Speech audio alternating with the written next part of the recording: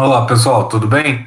Estamos aqui para mais uma aula de história, então, é, começando o PET número 3, mas ele começa meio que trazendo de volta um assunto que a gente já viu em vários outros momentos, que é a centralização monárquica nos países europeus, e já um pouquinho de estudo sobre o processo que a gente chama de absolutismo monárquico.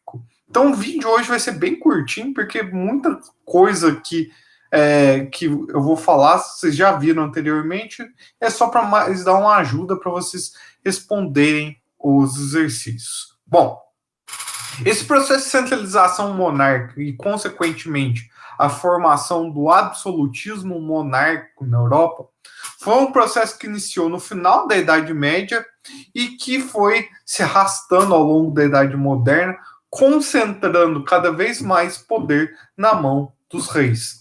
Por isso a gente fala que é um processo de centralização monárquica. As ideias ficaram cada vez mais centralizadas nas mãos dos monarcas. E, conforme esse poder foi aumentando e os reis tiveram cada vez mais condições de eles assumirem todos os papéis da administração do Estado, isso foi conduzindo ao absolutismo monárquico, ou seja, o poder absoluto de um rei. Ou seja, tudo que o rei quer é lei. Tudo que o rei precisa, ele é atendido. A vontade do rei, ela deve prevalecer sobre as demais. Isso se chama absolutismo monárquico. Bom, esses eventos, é, o evento que vai conduzir essa centralização monárquica, consequentemente, o absolutismo monárquico, a gente já viu. Por exemplo, a Guerra dos 100 Anos, que foi aquela guerra entre França e Inglaterra por conta da sucessão do trono inglês e por conta de alguns territórios ingleses no norte da França. As guerras servis, onde os servos se revoltavam, tudo isso a gente já viu, já tem explicação sobre isso. Os exercícios daí do PET estão pedindo isso mais uma vez, mas não tem nada muito difícil para vocês resolverem, não, tá? E esse evento da centralização monárquica, ele contou com a ajuda muito grande da burguesia. A classe dos comerciantes foi a que mais influenciou nesse processo de centralização monárquica. Por quê? Como a gente viu lá no começo do ano, ainda nas aulas presenciais, ser comerciante durante a Idade Média era uma coisa muito complicada. Você tinha que pagar impostos em todos os feudos que você ia, cada feudo utilizava um padrão de medidas, cada feudo utilizava uma moeda, e não havia segurança alguma nas estradas. Por conta disso, os comerciantes acreditavam que se uma pessoa só mandasse, no caso, só o rei mandasse, o rei poderia fornecer essa segurança, haveria apenas uma moeda, não se pagaria mais tantos impostos assim. E por conta disso, a burguesia então vai financiar um exército profissional do Estado que vai auxiliar o rei a retomar esse poder frente aos senhores feudais. Em contrapartida, o Estado, então, centralizado no rei, vai assumir uma série de deveres e direitos. Que deveres vão ser esses? Dever de administrar a justiça, ou seja, é o Estado agora que fica por conta de decidir leis, crimes, julgar, criar um código de leis unificado. A proteção do povo, ou seja, agora quem tem que fornecer segurança é o rei. A segurança do território, ou seja, impedir invasões estrangeiras no território de determinadas nações, e a manutenção da ordem social, ou seja, garantir que os direitos e privilégios dos diversos segmentos da sociedade fossem cumpridos. E os direitos que esse Estado tem? O uso legítimo da violência, ou seja, só o rei tem a permissão de ter um exército, de usar dessa violência, seja violência física ou a violência das leis, para punir as pessoas que ajam contra ele. legislar leis, ou seja, criar leis, tá? Recolher impostos. O rei tem esses direitos a hora que ele quiser.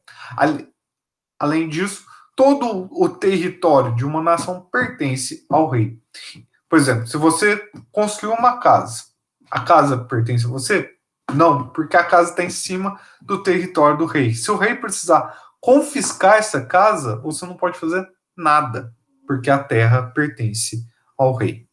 Bom, esses direitos e deveres garantiram, então, uma maior segurança para os comerciantes realizarem seus negócios, o que acabou gerando a diminuição de preços e aumentando, então, a demanda a oferta de alimentos para os europeus, o que acabou um pouco com aquelas crises de fome que a gente viu em períodos anteriores.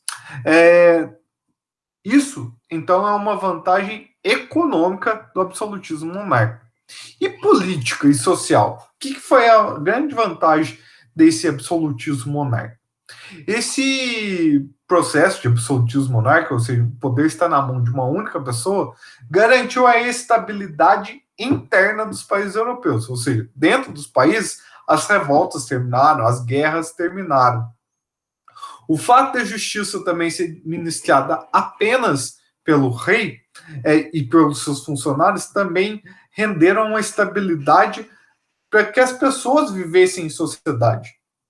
Leis diferentes geram interpretações diferentes, geram disputas ali entre um feudo e outro. Se há uma lei unificada, se a lei vale para todos, isso diminui, então, essas intrigas da sociedade. Bom, e como é que essa sociedade se dividiu a partir daí, então? O primeiro estamento, a primeira classe, ou seja, a mais importante, ficou sendo o clero. A igreja ainda tinha muito poder, tinha ainda muita terra, ela legitimava essas monarquias e a maioria das pessoas ainda seguia a igreja católica na Europa. Então, as pessoas pertencentes ao clero eram pessoas privilegiadas, principalmente o clero administrativo, aquele clero que se envolve em poucas questões de contato com o povo. O cardeal, o papa, por exemplo, essas pessoas são as mais importantes dentro desse clero. Numa sociedade, o clero não paga impostos. Ele tem terras, ele tem riquezas, mas ele não precisa pagar impostos. Abaixo deles vem a nobreza, que tem uma única função nessa sociedade, que é a função administrativa militar.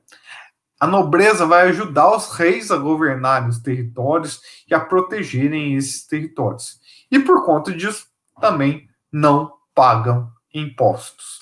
Por último, a gente tem um povo. Aí tem camponeses, operários urbanos, burgueses. Esses todos pagam impostos. Ou seja, tudo aí em cima, clero, nobreza, é sustentado pelo povo. Acredita-se que numa sociedade normal, 96% das pessoas pertenciam ao povo, 3% pertenciam aos nobres e apenas 1% pertencia ao clero. E esses 96% sustentavam todo o gasto dos outros 4%. Então, isso mostra que essa nobreza e esse clero gastavam muito dinheiro, viviam uma vida extremamente luxuosa, bancada pelo povo. Tá? Esse bancado pelo povo, na verdade, bancado pelos impostos pagos pelo povo, e que o rei repassa isso na forma de privilégios, entre aspas, mesadas, mas são rendas fixas que a coroa paga para essa nobreza, simplesmente por ela ter nascido nobre, tá?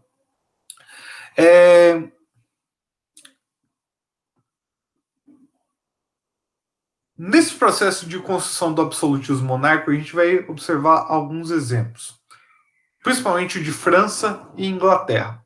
A França, depois da Guerra dos 100 Anos, vai reforçar ainda mais a sua monarquia, levando, então, conduzindo ela ao absolutismo monárquico.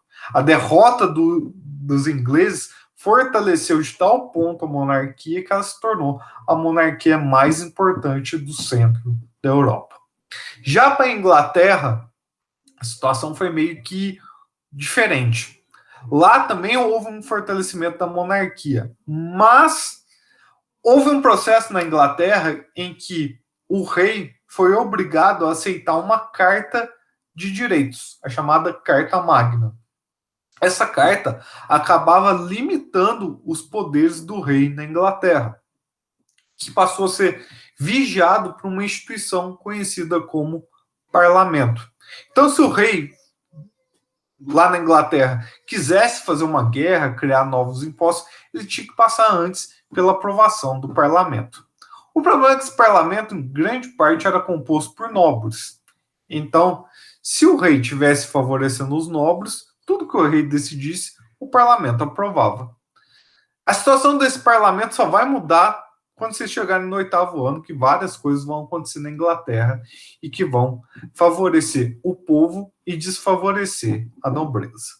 Bom, no exercício do PET 3, semana 1, está pedindo sobre uma pesquisa sobre Joana d'Arc. Coincidentemente, se a gente tivesse em sala, eu também ia pedir uma pesquisa sobre ela. Então, pesquisem na internet quem foi Joana d'Arc, os seus principais feitos, em que ela lutou na Guerra dos 100 Anos, mas por que ela foi tão importante nessa guerra, tá? Escrevam, desenvolvam bem o texto, vocês têm tempo para pesquisar, procurem sites. Um bom exemplo de site é a Wikipedia, por exemplo, lá tem muita informação, é só vocês digitarem lá Wikipedia, Joana d'Arc, que deve aparecer alguma coisa para vocês. No mais, eu espero que vocês estejam se cuidando. Junto com o vídeo, eu vou postar logo depois a correção dos exercícios da semana 4 do PET 2, então confiram lá, e quem não fez, aproveita lá e já olha por lá para fazer e me mandar os que estão atrasados. Certinho? Espero que vocês estejam bem, que estejam se cuidando. Vou me despedindo aqui, encerrando esse vídeo. Falou, gente, até